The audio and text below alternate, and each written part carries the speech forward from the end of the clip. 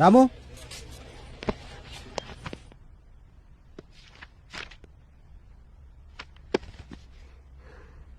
నన్ను పెళ్లి చేసుకుంటావా? అంత ఆలోచించు. చిన్నప్పటి నుంచి నేను నీకు బాగా తెలుసు. నేను నీకు చాలా పర్సనల్ కూడా.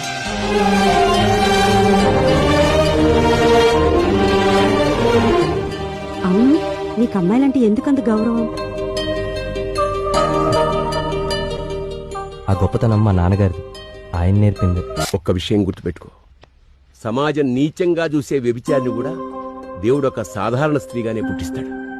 కానీ ఆ స్త్రీని వ్యభిచారిగా మారేలా చేసింది మాత్రం ఒక బాధ్యత లేని మగాడే.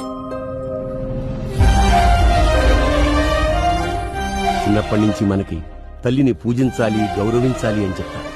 పిల్లలనుకుంటారు కేవలం తమ తల్లిని పూజిస్తే సరిపోతుంది.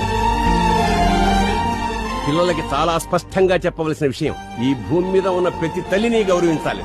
అప్పుడే మనకు మనుగడ ఉంటుందని. నీకు నచ్చినా నచ్చకపోయినా ఈ భూమి మీద ఉన్న ప్రతి స్త్రీని గౌరవించాల్సింది. ఎందుకంటే నువ్వు నీచంగా చూసే స్త్రీ కూడా ఒక తల్లి కాబట్టి.